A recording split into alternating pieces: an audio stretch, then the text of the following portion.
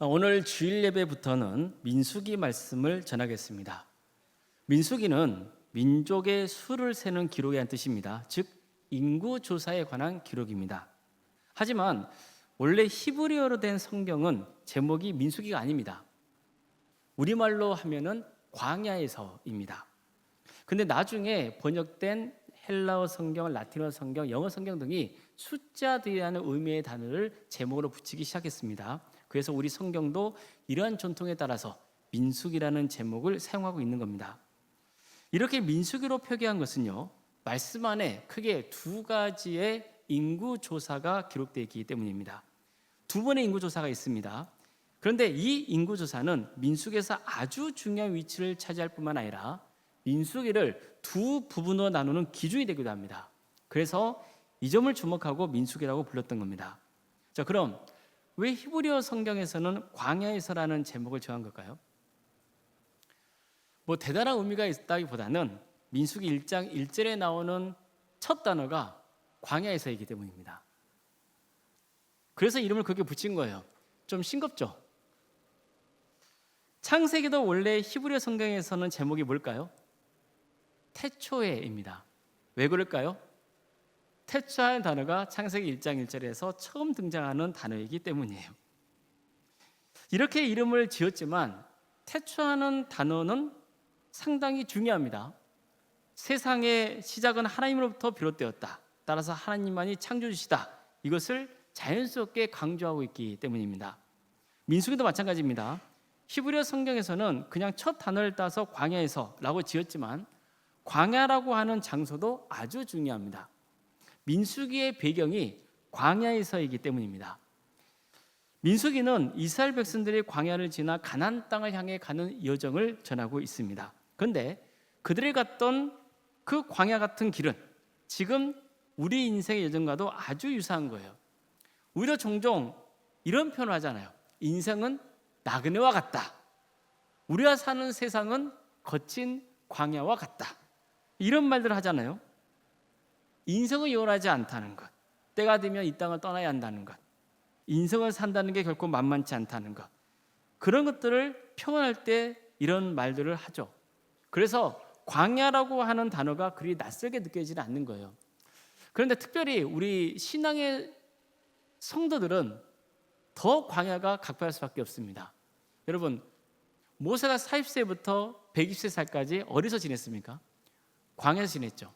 또 모세가 하나님을 처음 만났던 것도 어디입니까? 광야에 있는 시내산이었습니다. 예수님이 세를 바르신 것이 어디죠? 광야입니다.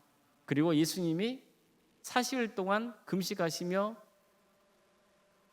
사탄의 유혹을 받은 것도 어디입니까? 광야입니다. 그래서 광야는요, 세상과 구별된 곳, 즉 주님이 임재하시는 거룩한 장소로 여겨지는 곳이었어요. 뿐만 아니라 이스라엘 백성들이 광야를 지나 가나안 땅을 향해 가야 했던 것처럼 우리도 이 광야 같은 세상을 지나서 하나님 나라를 향해 가고 있는 중이잖아요. 그래서 민수기는 구원의 여정을 밟고 있는 우리에게는 아주 중요한 반면 교사인 겁니다. 우리가 민수기를 주목해야 하는 중요한 이유죠. 민수기는 하나님이 회막에서 모세에게 말씀하신 장면으로 시작됩니다. 하나님께서는 회막, 즉 성막에서 모세에게 말씀하십니다. 이것은 하나님이 어디에 계신다는 것을 보여주고 있는 거예요. 성막에 계신다는 것을 보여주고 있는 겁니다. 자, 그럼 하나님은 성막에만 계십니까? 그렇지 않아요. 하나님은 어디에나 계십니다. 하나님은 장소에 얽매이는 분이 아니세요. 그런데도 굳이 하나님께서 성막에 임하신 것은 이스라엘 백성들이 성막을 바라볼 때마다 무엇을 떠올리게 하기 위한 거예요? 하나님께서 우리와 함께 하신다는 그 사실을 상기시키기 위해서인 거예요. 하나님은 애굽에서 이스라엘 백성들을 구원하신 다음에 광야에 있는 시내산까지 이끄셨죠. 그들이 시내산까지 무사히 올 수 있었던 것은 하나님이 함께 하셨기 때문입니다. 그래서 하나님도 이렇게 말씀하시잖아요. 독수리가 마치 새끼를 보듬어서 인도한 것처럼 내가 너희를 직접 이곳 광야 시내산까지 인도했다는 거예요. 따라서 민수기 첫 말씀부터 하나님이 성막에서 모세에게 말씀하셨다 이렇게 밝히고 있는 것은 장차 그들이 가나안 땅을 향해 갈 때도, 또 그 땅을 정복할 때도, 그 땅에서 살아갈 때도 늘 하나님이 함께해 주실 것이라는 기대를 심어주고 있는 거라고 볼 수 있습니다. 하나님께서 모세를 부르신 이유는 뭐냐면은 인구조사 때문이에요. 하나님은 각 지파별로 20세 이상 되는 남자의 수를 파악하라고 명하셨습니다. 그러니까 각 지파별로 지휘관을 한 명씩 뽑으라고 하셨습니다. 이런 명령을 내리신 것은 드디어 이스라엘 백성들이 시내 광야를 떠나서 가나안 땅을 향해 행진할 때가 되었기 때문입니다.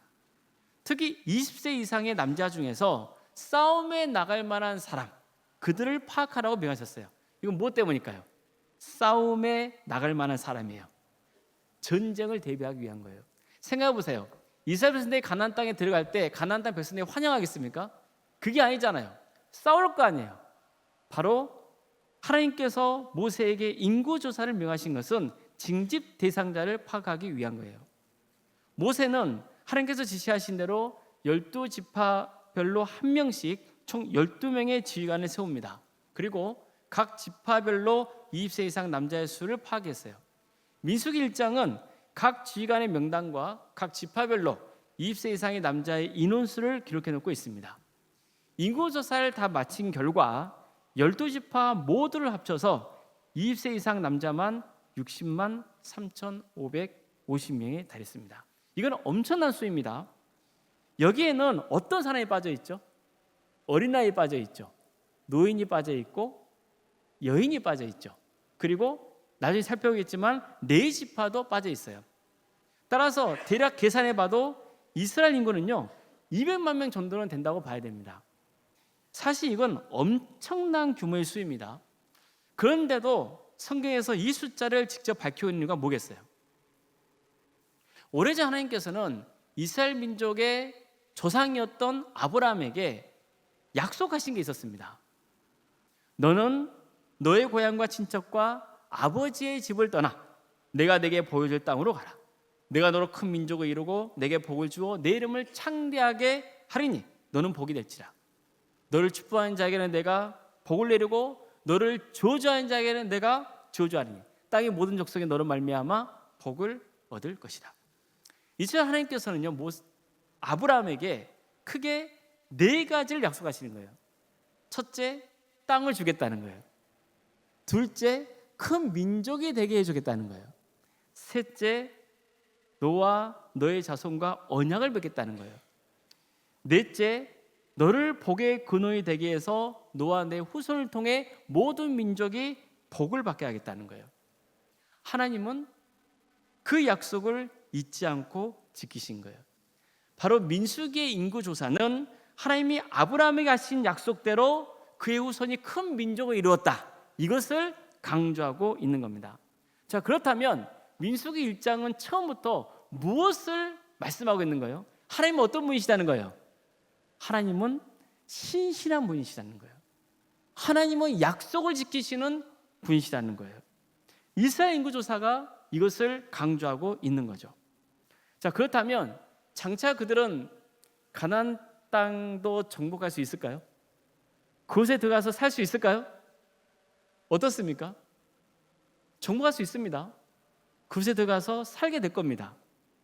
왜 그렇습니까? 하나님께서 땅을 주시겠다고 약속하셨기 때문인 거예요. 그들 힘으로는 안 됩니다. 그러나 아브라함의 후손으로 큰 민족을 이루게 해주겠다고 약속하신 그 하나님께서 가나안 땅을 주겠다고 약속하셨기 때문에 그대로 되는 겁니다. 이처럼 민수기 1장부터 등장하고 있는 인구조사는 하나님께서 아브라함에게 약속하신 대로 그의 후손들이 큰 민족이 되게 해주셨다고 하는 성취된 역사뿐만 아니라 장차 하나님께서 가나안 땅도 주실 것이라고 하는 성취될 역사도 증거하고 있는 거예요. 하나님은 반드시 약속을 지키시는 신실한 분이시기 때문입니다. 바로 이런 소망을 믿는 게 믿음인 거예요. 성도들 중에는 이런 분들이 계세요.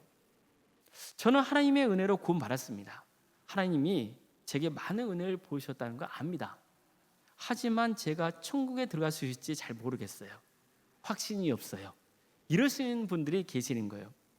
자, 그럼 왜 이런 의심이 드는 걸까요? 나 같은 사람이 천국에 갈 수 있을까?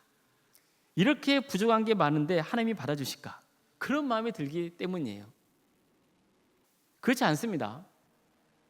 당연히 내 능력으로는 천국에 들어갈 수 없어요. 이건 어느 누구나 마찬가지예요.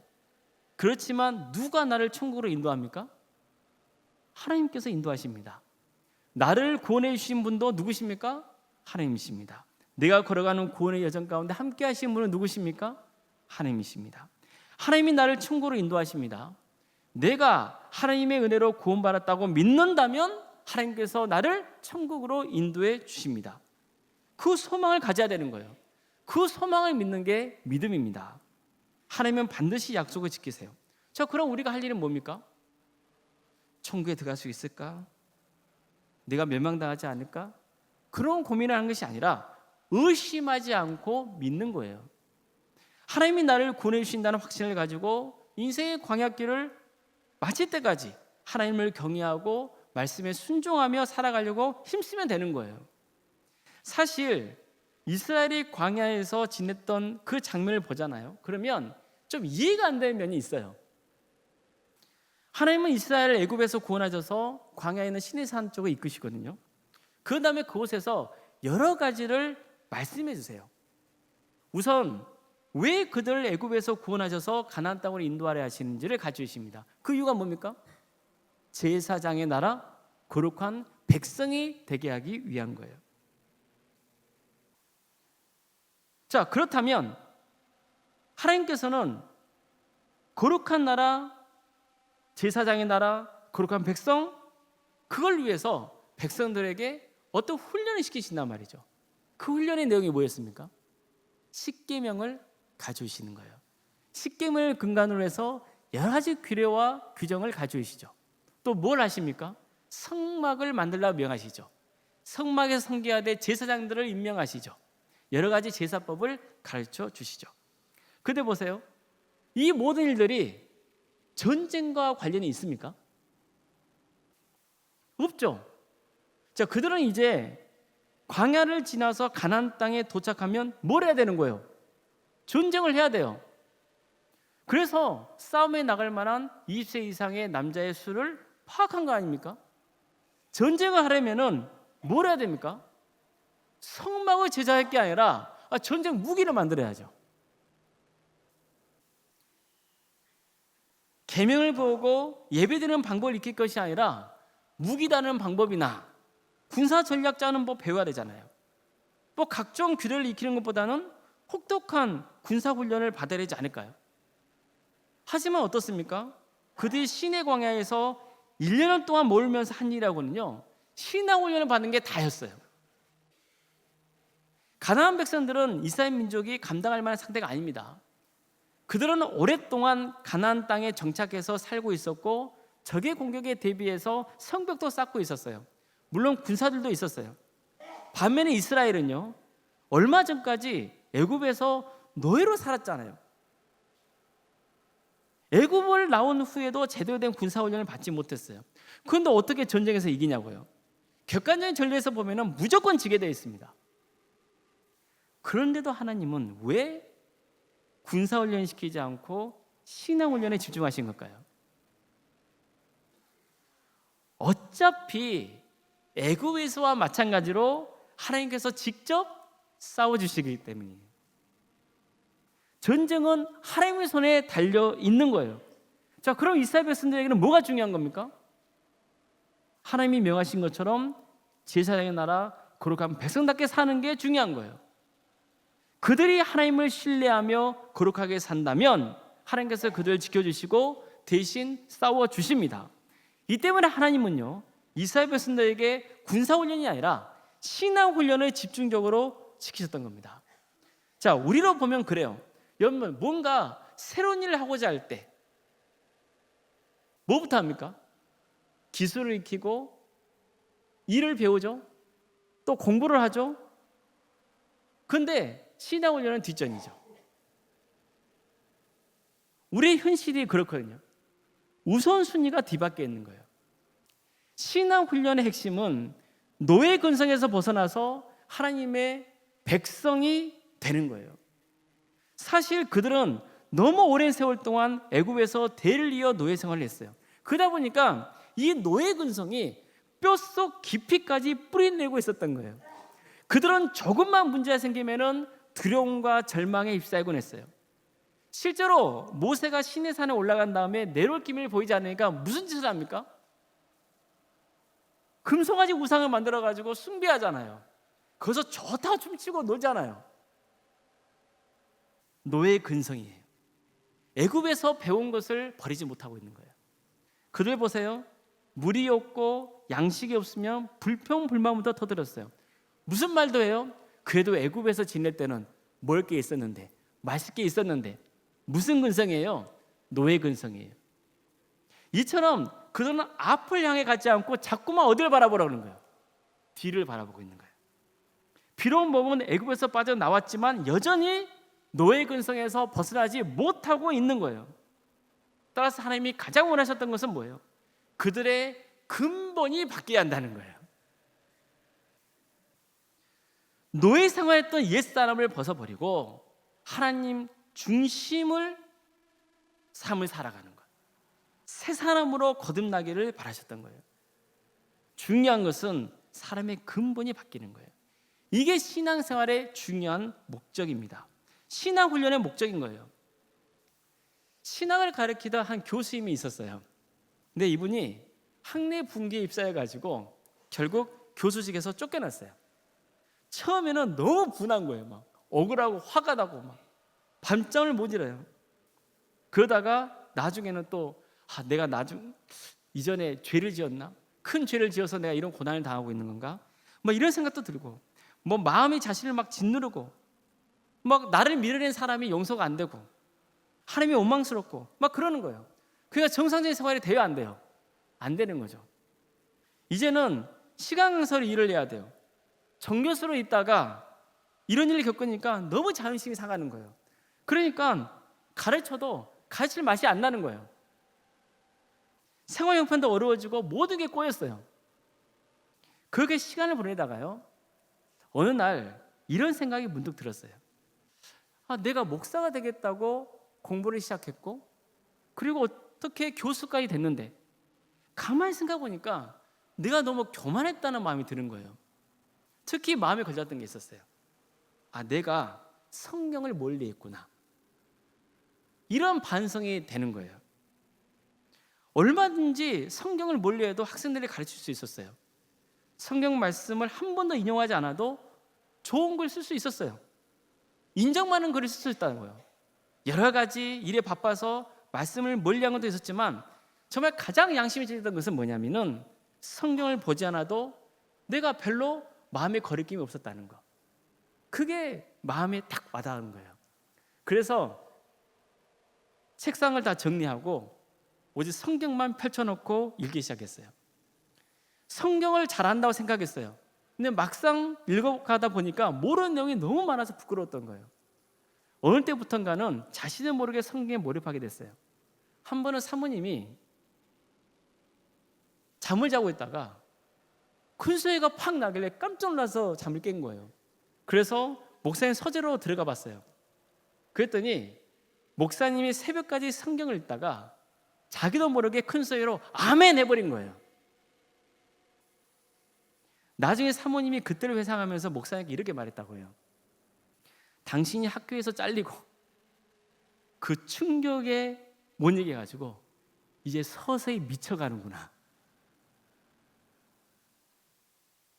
이렇게 말했다는 거예요. 그런데 목사님은 그 사모님의 말을 듣고는 정말 내가 하나님 말씀에 미쳤구나. 그걸 알았다는 거예요. 그러니까 너무 기쁘고 좋았다는 거예요. 이제는 성경 지식이 이론이 아니라 실제 내 삶에서 일어나는 사건으로 미래지기 시작한 거예요. 어느새 목사님은 성경 중심의 사람으로 바뀐 거죠. 거듭나게 된 거예요. 말씀을 묵상하면서 그간 잊었던 하나님의 은혜를 다시 떠올리며 회개했어요. 그러다 보니까 사람들 앞에서 당당해졌어요. 웃음이 많아졌어요. 전에는 이것저것 막 따져가면서 상대를 비판하고 정죄했어요. 성격이 불같았어요. 그래서 누군가에게 상처를 받다 싶으면 그 사람에게 불같이 화를 내고 말도 함부로 내뱉곤 했어요. 그런데 성경의 사람이 되고 난 다음부터는 온유해졌어요. 자연스럽게 하나님의 섭리의 삶을 맡기는 삶의 길을 가게 된 거예요. 주변 사람들이 교수님이 이상해지니까 걱정이 되는 거예요. 이 정도 되면 저번에 화를 내야 되는데 화를 안 내요. 사람이 많이 열어진 거예요. 뭐가 좋다고 저렇게 웃고 다니지? 그런 사람으로 바뀌는 거예요. 강의를 하건 글을 쓰건 언제나 성경이 중심이었어요. 항상 곁에 말씀을 펼쳐놓고 자신이 성경의 사람이라는 것을 잊지 않으려 했어요. 그 목사님이 저하고 이야기하면서 이런 말씀을 하셨어요. 학교에서 잘리니까 그제서야 성경을 간절히 붙잡게 되더라는 거예요. 그러면서 가장 중요한 것은 말씀이고 결국 사람을 바꾸는 힘은 말씀에 있다고 강조하셨어요. 말씀이 인도하는 길을 묵묵히 걸어가는 게 신학자요, 목회자요, 성도의 길이라고 가르쳐 주셨어요. 저는 그 말씀을 새겨두고 있습니다. 성경 말씀은 자꾸만 우리의 근본이 변화되어야 된다고 강조합니다. 우리의 근본이 변화되어야 한다는 거예요. 자, 그럼 우리가 어떻게 변화될 수 있습니까? 여러분, 사람이 잘 바뀝니까? 주변 사람들 보세요. 바뀌던가요? 주변 사람 볼 것도 없어요. 내가 바뀝니까? 잘 바뀝니까? 아니잖아요. 그게 내 의지로 잘 됩니까? 쉽게 되던가요? 아니잖아요. 그럼 왜 그렇게 변화가 안 되는 겁니까? 무엇 때문입니까? 나의 옛사람이 죽지 않았기 때문이에요. 나의 옛사람이 죽지 않고도 얼마든지 신앙생활 할 수 있어요. 그것도요, 열정적으로 할 수 있습니다. 예수님의 제자인 베드로 보세요. 그런 누구보다도 열정적으로 예수님을 섬겼어요. 자기가 가장 예수님을 잘 따르고 있다고 믿었어요. 다른 제자들은 예수님을 부인해도 나는 절대로 예수님 비판하지 않습니다. 장담 했던 사람이에요. 그런데 어때요? 예수님이 잡히니까 도망쳤죠. 나는 예수님이 제자가 아니라고 3번이나 거짓말했잖아요. 예수님을 부인한 거예요. 왜 그런 겁니까? 열정적으로 예수님을 신뢰하고 따랐지만 그의 옛사람이 여전히 죽지 않았기 때문이에요. 그는 십자가에 달려 죽으시고 사흘 만에 부활하신 예수를 뵙고 성령 충만한 다음에야 성령의 사람이 돼서 진정한 주님의 제자로서 사명을 감당할 수 있었던 거예요. 예수님도 거듭나야 한다 말씀하십니다. 하나님 나라에 들어가려면 다시 태어나야 한다는 거예요. 이 땅에 존재하는 사람들은 누구나 한 번은 태어납니다. 여러분도 한 번 태어났잖아요. 그런데 예수님은 다시 한번 태어나는 과정을 반드시 겪어야 한다고 말씀하고 있는 거예요. 성령으로 거듭나야 한다는 거예요. 그래야만 하나님 나라에 들어갈 수 있기 때문이에요. 성령의 역사는요, 먼저 나를 죽이는 역사예요. 바울도 고백하잖아요. 내가 그리스도와 함께 십자가에 못 박혔나니 그저 이제는 내가 사는 것이 아니요 내 안에 그리스도께서 사시는 것이다. 성령께서는 바울을 예수님이 달리신 그 십자가에 못 박아버린 거예요. 그래서 그의 옛사람을 죽이고 성령의 사람으로 거듭나게 하신 거예요. 예수님이 십자가에 달려 죽으시고 사흘 만에 부활하신 사건은 우리를 죄와 사망의 권세에서 해방시켜 주신 놀라운 사건입니다. 그러나 동시에 광야길을 걷고 있는 우리에게 아주 중요한 도전을 주는 사건이기도 해요. 사람의 근본이 바뀌려면 내가 먼저 죽어야 한다는 거예요. 나의 옛사람이 죽어야 돼요. 그래야만 거듭난 사람이 될 수 있는 거예요. 실력도 중요합니다. 세상적인 힘도 있으면 좋죠. 이스라엘이 가나안 땅을 정복하려면 군사력이 있어야 돼요. 하나님이 20세 이상의 남자의 수를 파악하게 하신 것도 전투 요원을 확보하기 위해서예요. 다음에 살펴보겠지만 하나님은 각 지파가 행진할 때마다 진을 칠 때 군대 조직처럼 진영을 갖추게 하세요. 다 필요한 일이에요. 그러나 하나님이 가장 중요하게 여기시는 것은 사람의 근본이 바뀌어야 한다는 거예요. 이스라엘은요, 군사 공동체가 아니에요. 겉으로 보면은 군사 공동체처럼 보여요.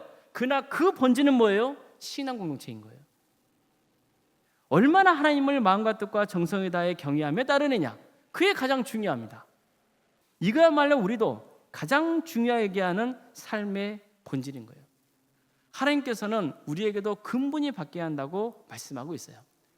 너 중심으로 살지 말고 하나님 중심으로 살라고 말씀하고 있는 거예요.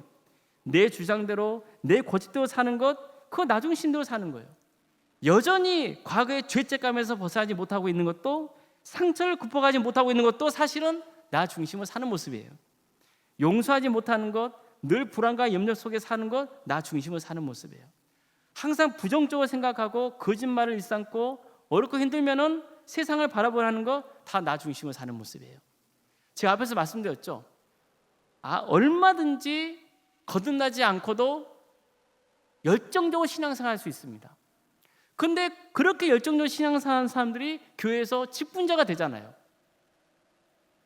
그런데 보십시오. 그 사람이 옛사람의 모습이 죽지 않으면요, 그 직분이 오히려 그 사람을 왜곡된 길로 이끕니다. 가장 중요한 건 뭡니까? 일도 중요합니다.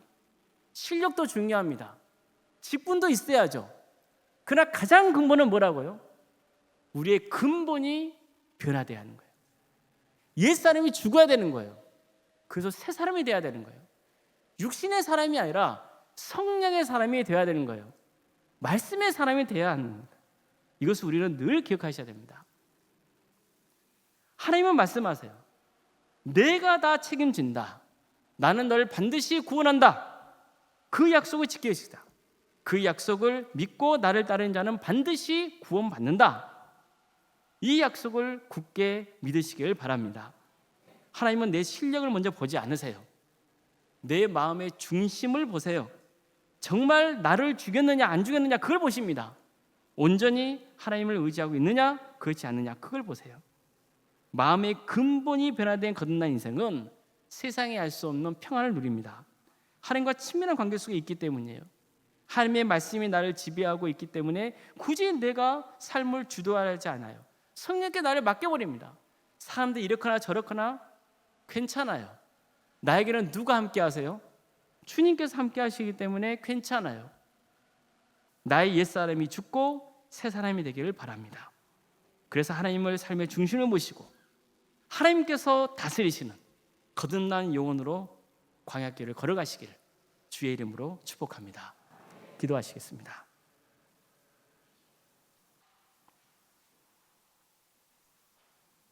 사랑의 하나님, 내가 죽고 새 사람으로 거듭나기를 원합니다. 우리를 새롭게 하여 주시옵소서. 거듭나게 하여 주시옵소서. 예수님의 이름으로 기도드리옵나이다. 아멘.